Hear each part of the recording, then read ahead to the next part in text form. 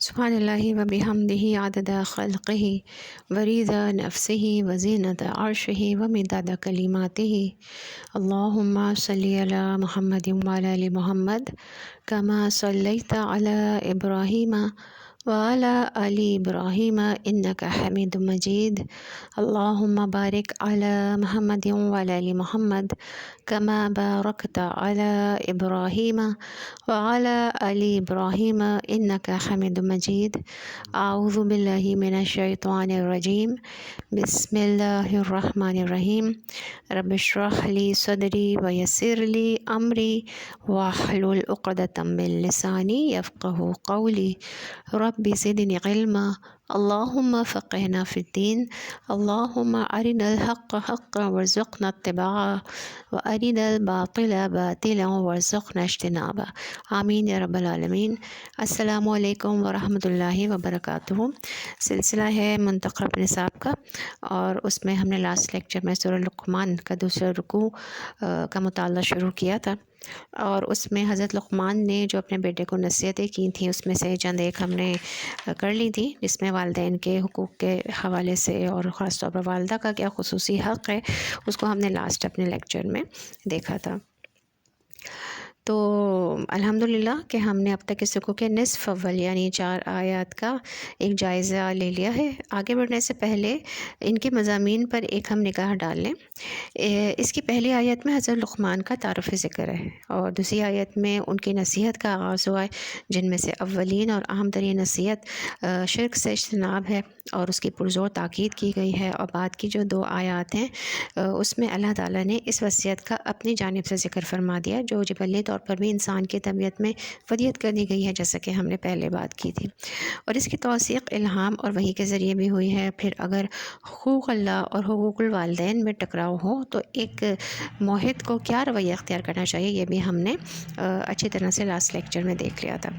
اور اس کے بعد پھر سے حضرت لقمان کی جو نصیحت کا ذکر شروع ہوا، کہ جس میں دوسری نصیحت مکافات عمل یعنی معاد یعنی آخرت سے متعلق ہے، اور اس کے بعد رکوع کے اختتام تک حضرت لقمان کی چند عملی نصیحتوں کا ذکر چلتا۔ البتہ سورۃ العصر اور آیت البر کے مضامین کے ساتھ اگر ہم ان میں تقابل کریں اور موازنہ کریں تو بہتر ہوگا کہ مضمون مکمل ہو جائے اور چند اشارات کر دیے جائیں۔ اس کے بعد پھر آپ نے یہ جان لیا ہوگا کہ سورۃ العصر میں ایمان کی جامع اصلاح اور آیت البر میں ایمانیات کی قدر تفصیل جو ہے وہ مذکور تھی، جو کہ ہم پہلے دیکھ چکے ہیں، ڈسکس کر چکے ہیں اس کو۔ اس کے مقابلے میں یہاں سورہ لقمان کے دوسرے رکوع میں ایمان باللہ کا ذکر اللہ کے شکر اور شرک سے اجتناب یا شرک سے بچنے کی تاکید کی شکل میں آ گیا، اور ایمان بالآخرہ کا ذکر مکافات عمل کے حوالے سے ہو گیا۔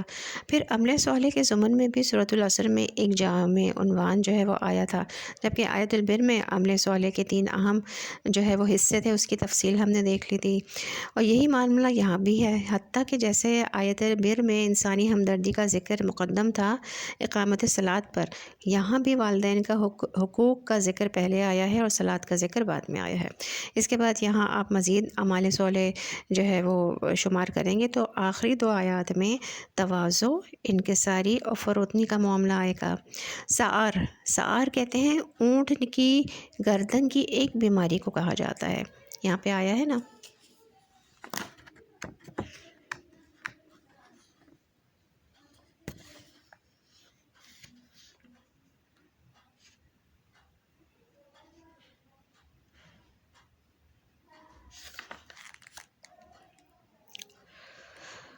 جس کی وجہ سے اس کی گردن ٹیڑھی ہو جاتی ہے، تو انسانوں میں جب تمکنت پیدا ہو جاتی ہے اور غرور آ جاتا ہے تو غرور کی وجہ سے چال میں اکڑ اور انداز گفتگو میں بے اعتنائی پیدا ہو جاتی ہے۔ حضرت لقمان کی نصیحت کے ذریعے سے ان چیزوں سے روکا گیا ہے۔ اس حوالے سے اللہ تعالیٰ مغرور اور اترانے والے لوگوں کو بالکل پسند نہیں کرتے۔ مزید برآں عملی زندگی میں ہر اعتبار سے اعتدال اور توازن کی بھی تاکید کی گئی ہے۔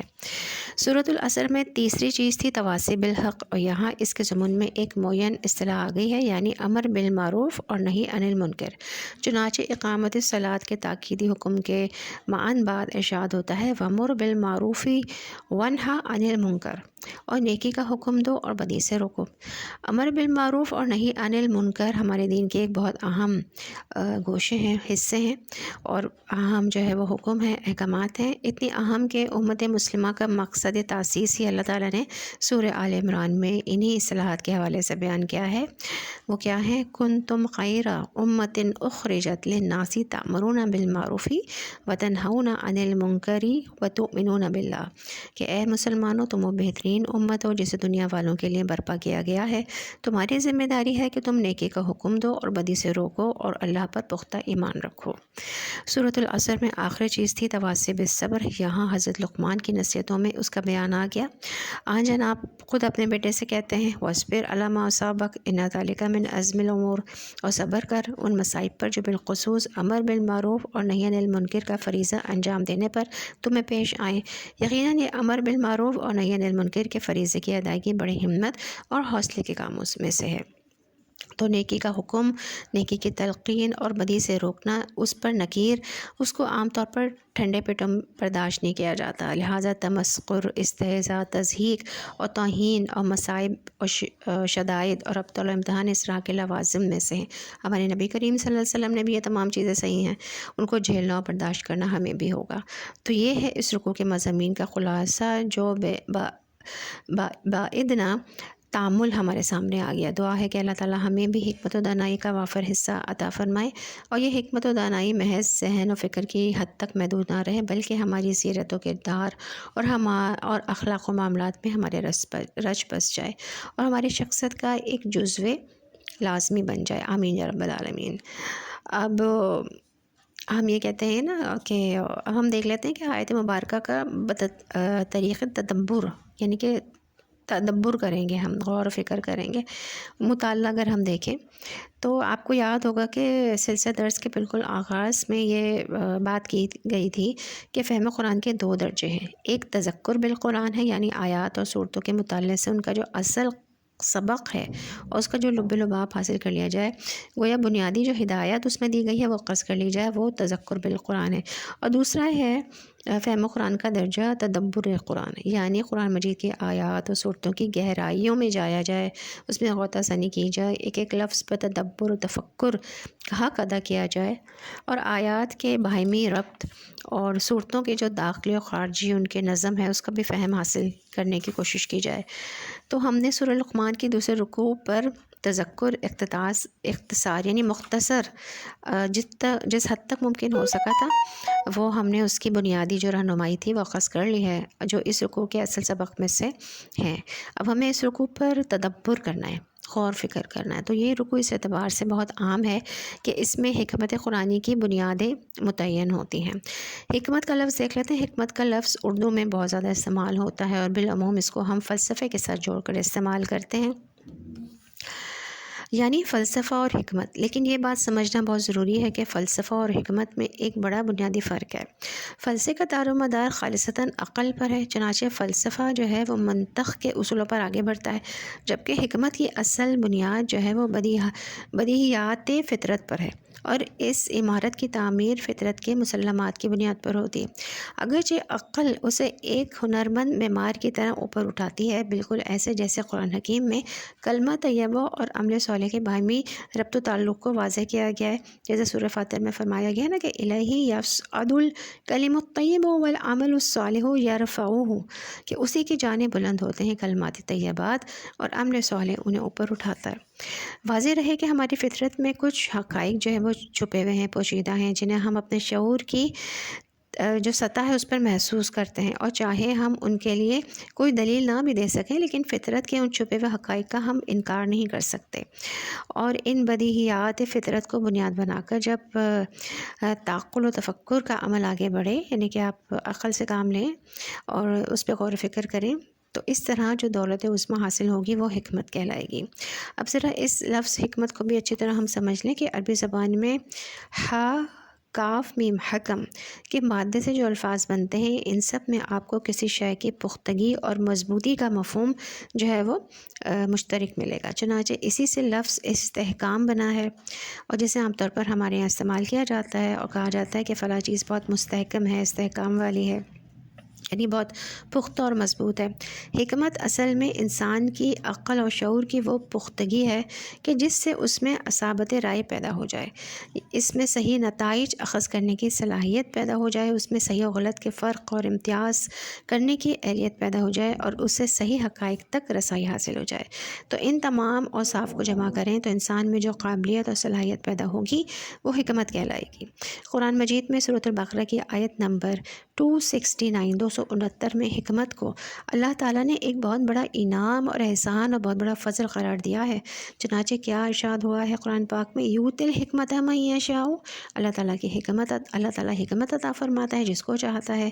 اور کیا فرمایا گیا، ومن یؤت الحکمۃ فقد اوتی خیرا کثیرا، اور جسے حکمت عطا ہو گئی تو اسے خیر کثیر عطا ہو گیا، تو گویا اسے نہایت قیمتی اور کامیاب شے مل گئی۔ چنانچہ ہمارے دین کی ایک اعلیٰ قدر حکمت ہے، یعنی عقل و شعور کی پختگی، دانائی، حقائق تک رسائی اور صلاحیت، اصابت رائے، نیکی و بدی میں تمیز کرنے کی اہلیت اور خیر و شر میں فرق کرنے کی قابلیت، جس کو اللہ تعالیٰ یہ سب کچھ عطا فرما دیں اس پر اللہ تعالیٰ کے انعام، احسان اور فضل کا کیا ہی کہنا۔ تو اس موقع پر مناسب ہے کہ حکمت کے ضمن میں نبی اکرم صلی اللہ علیہ وسلم کی ایک حدیث بھی بیان کر دی جائے۔ حضرت صلی اللہ علیہ وسلم فرماتے ہیں، ترجمہ ہے، حکیمانہ بات مومن کی گمشدہ متاع کے مانند ہے، اور وہ اس کا سب سے زیادہ حقدار ہے جہاں کہیں بھی اسے پائے، یعنی جیسے ہماری کوئی چیز کہیں کھو گئی ہو اور پھر ہمیں وہ کہیں نظر آئے تو ہم اس کی طرف لپکتے ہیں نا کہ یہ میری چیز ہے، تو اس فعل میں ہمیں کوئی رکاوٹ کوئی جھجک نہیں ہوتی۔ بالکل اسی نوعیت کا معاملہ مومن کا ہے کہ حکمت اور دانائی اسے جہاں بھی نظر آئے وہ اسے لپک کر قبول کر لے۔ بالکل اسی طرح جس طرح کوئی شخص اپنی کسی گم شدہ چیز کو حاصل کرنے کے لیے لپکتا ہے، بلکہ حضور صلی اللہ علیہ وسلم کا ارشاد تو یہ ہے کہ مومن حکمت کا سب سے زیادہ مستحق ہے۔ اب ہم دیکھتے ہیں کہ حکمت قرآنی کی بنیاد اول کیا ہے، وہ ہے شکر خداوندی۔ سورہ لقمان کے اس رکوع میں حضرت لقمان کی شخصیت کے حوالے سے گفتگو ہوئی، لیکن حکمت قرآنی کی دو بنیادوں کو متعین کر دیا گیا۔ پہلی بنیاد کیا ہے، شکر خداوندی، یعنی یہاں مناسب ہوا کہ لفظ شکر کو بھی اچھی طرح سمجھ لیا جائے۔ اگرچہ لفظ اردو میں بہت زیادہ استعمال ہوتا ہے، لیکن اگر کسی سے پوچھا جائے کہ شکر کسے کہتے ہیں، اس کے معنی کیا ہیں، تو جواب ملے گا کہ شکر تو شکر ہوتا ہے جناب۔ اس کے لیے اکثر لوگ شاید کوئی دوسرا لفظ استعمال نہ کر سکیں۔ شکر کیا ہے، اس کی امام راغب اصفہانی رحمۃ اللہ علیہ نے بہت ہی عمدہ تشریح کی ہے۔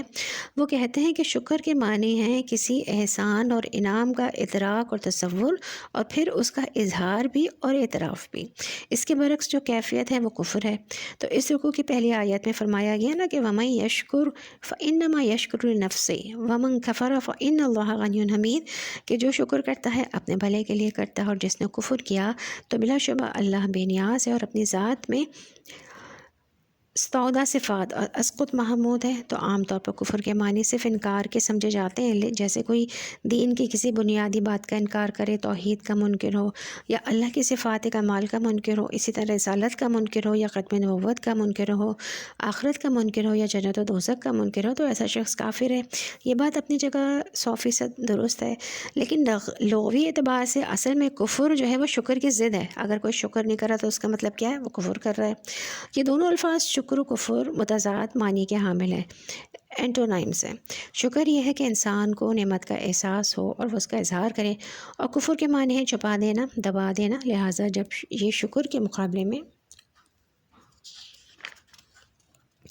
حق مطلوب ہے اور وہ التزام توحید اور اجتناب عن الشرک ہے، یہ بہت اہم موضوع ہے۔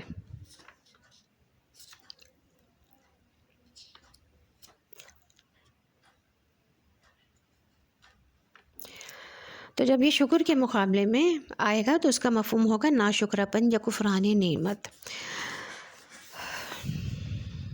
تو شکر جو ہے وہ فطرت کا، ہماری فطرتوں کا ایک لازمی جزو ہے، جس کا جو ہے وہ ہم انکار نہیں کر سکتے، جس پہ کوئی شک نہیں کر سکتے، بشرط یہ کہ فطرت صحیح ہو اور مسخ نہ ہوئی ہو۔ یہ بات اس حد تک درست ہے کہ یہ معاملہ صرف انسانوں تک محدود نہیں بلکہ حیوانات تک میں بھی پایا جاتا ہے۔ اور چنانچہ آپ دیکھیں گے کہ اگر کوئی بھوکا پیاسا جانور ہو، آپ نے اس کے سامنے چارہ یا پانی رکھ دیا اور اس نے بھوک یا پیاس مٹائی، تو اب وہ گردن اٹھا کر جب آپ کو دیکھے گا تو آپ کو اس کی آنکھوں میں جذبہ شکر چھلکتا ہوا نظر آئے گا۔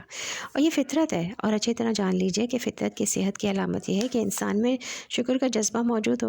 اگر یہ کیفیت ختم ہو جائے تو ایسا شخص ایک ناشکرہ انسان ہوگا کہ اس کے ساتھ بھلائی کی جا رہی ہو اور اسے احساس بھی نہ ہو کہ کسی نے اس کے ساتھ بھلائی کی ہے، اسے شعور تک نہ ہو کہ کسی نے اس کے ساتھ احسان اور حسن سلوک کا معاملہ کیا ہے۔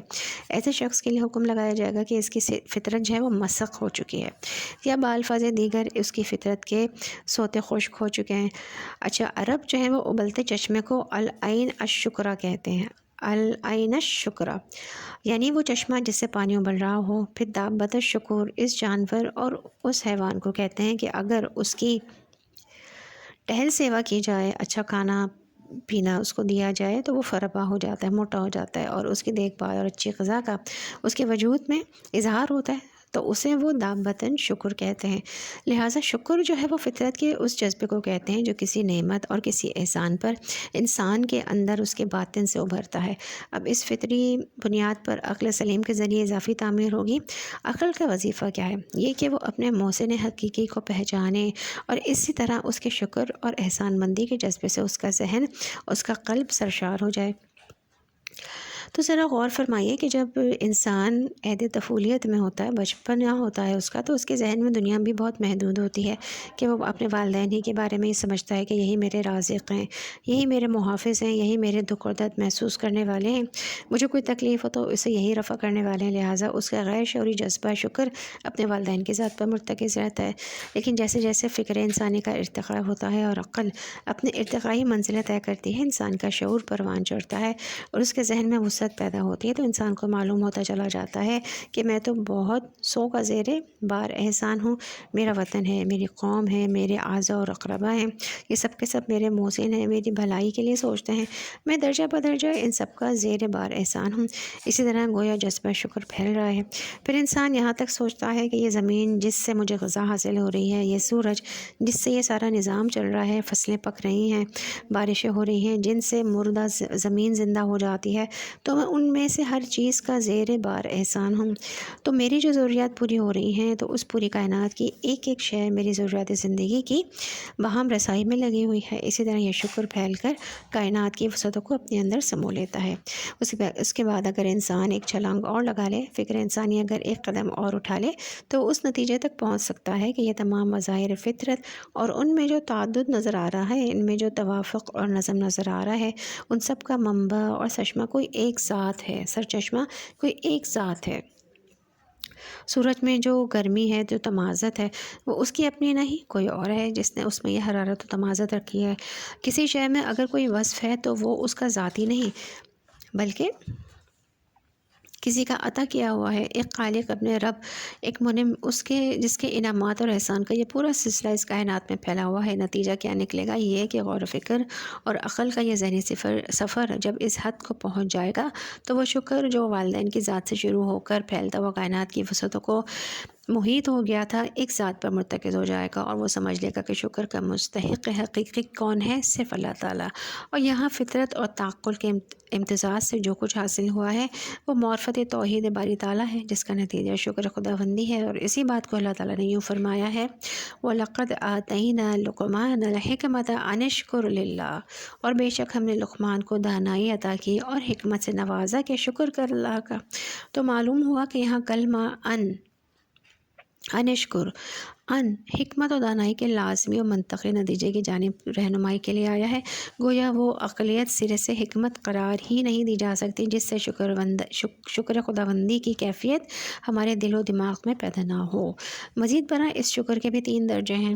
امام راغب رحمۃ اللہ علیہ نے بہت خوبصورتی سے اس مسئلے پر بحث کی ہے۔ وہ کہتے ہیں کہ شکر کا پہلا درجہ یہ ہے کہ نعمت کا احساس اور ادراک ہو۔ ظاہر سی بات ہے کہ اگر کسی بچے کے ہاتھ پر کوہ نور ہیرا رکھ دیا جائے تو اسے معلوم ہی نہیں ہوگا کہ اسے کیا چیز دی گئی ہے، اور وہ اسے کانچ کا ٹکڑا سمجھے گا۔ لہٰذا جس درجے کا شکر اس میں پیدا ہونا چاہیے وہ پیدا ہی نہیں ہو سکتا، اس لیے کہ اسے شعور ہی نہیں ہے کہ پر کتنا بڑا احسان کیا گیا ہے۔ پس پہلا درجہ ہوگا نعمت کا کماحقہ ادراک و شعور، اور دوسرا درجہ ہوگا شکر باللسان، یعنی زبان سے بھی منعم اور محسن کی حمد و ثنا ہو، جیسے ہم شکریہ ادا کرنا کہتے ہیں، تھینکس، تھینک یو، یا شکرن کہا جاتا ہے۔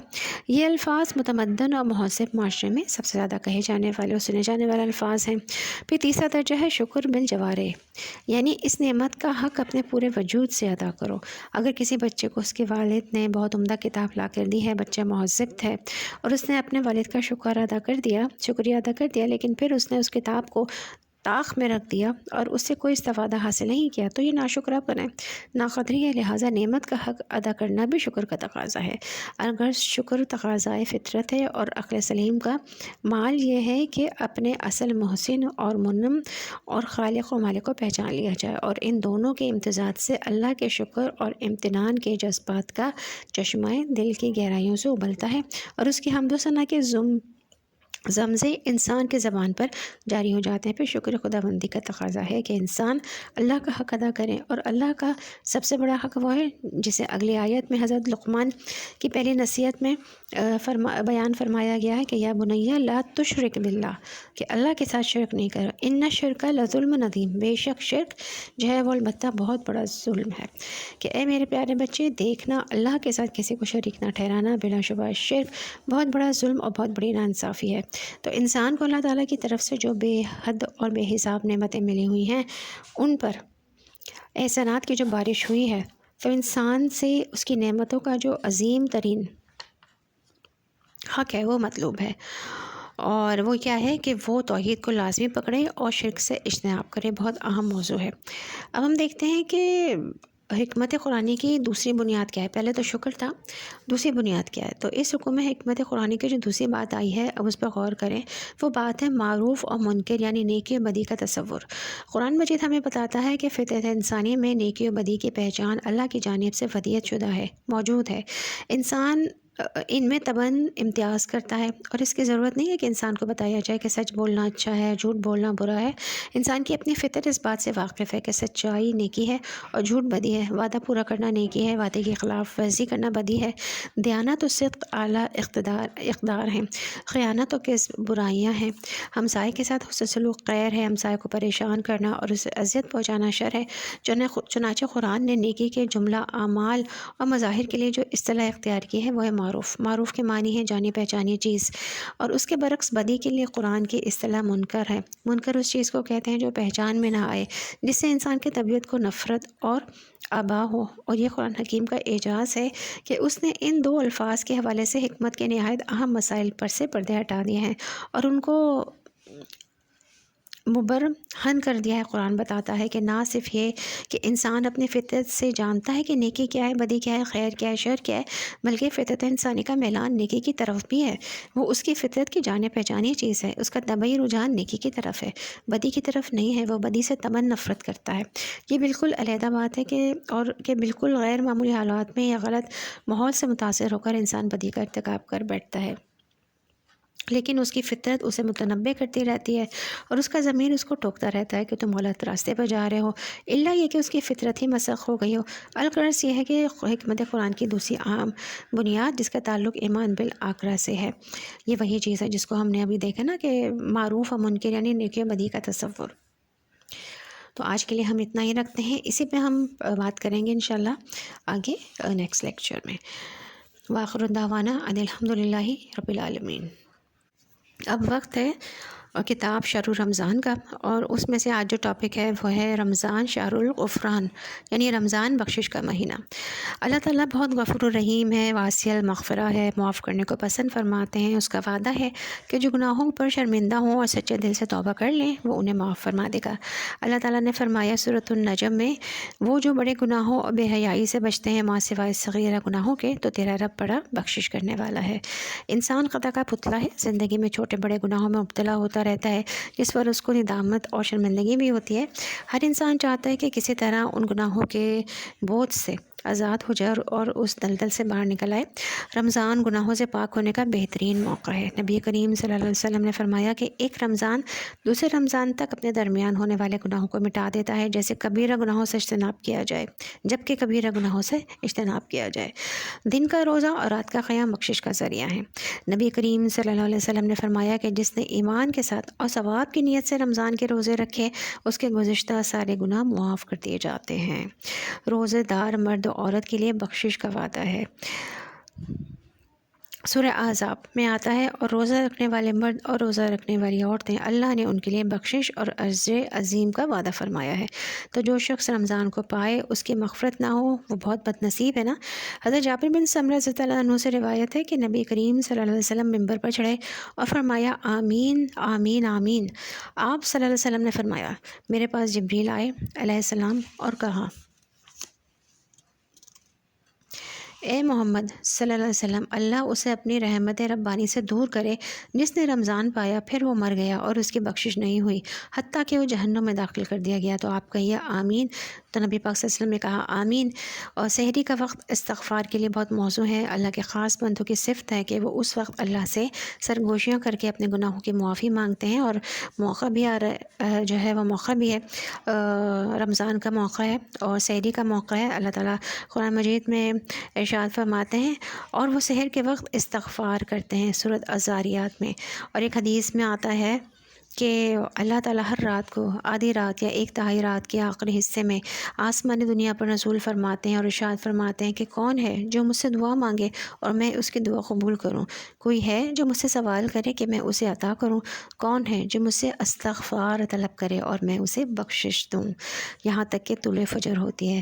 تو کرنے کے کام کیا ہیں اس رمضان مبارک کے مہینے میں؟ اپنے گناہوں پر نادم ہو کر غلطیوں کا اعتراف کر کے اور رو کر اللہ تعالیٰ سے توبہ کریں، تمام مسلمانوں کی بخشش کے لیے بھی دعا کریں، گزشتہ گناہوں کی بھی لسٹ بنائیں، اور خاص کر وہ گناہ جن کے بارے میں شیطان خوف دلاتا ہے کہ اللہ تعالیٰ ان گناہوں کو بخشش نہیں کرے گا۔ سحری کے وقت خصوصی طور پر استغفار کریں اور گھر والوں کو بھی یاد دہانی کرائیں، دن میں کم از کم 70 سے 100 مرتبہ استغفار کریں۔ استغفر اللہ العظیم الذی لا الہ الا هو الحی القیوم واتوب الیہ۔ میں بخشش مانگتا ہوں اللہ سے جو بہت عظمت والا ہے، جس کے سوا کوئی معبود پر حق نہیں، وہ ہمیشہ زندہ اور قائم رہنے والا ہے، میں اس کی طرف رجوع کرتا ہوں۔ آج کے لیے ہمارا ٹاپک اتنا ہی تھا۔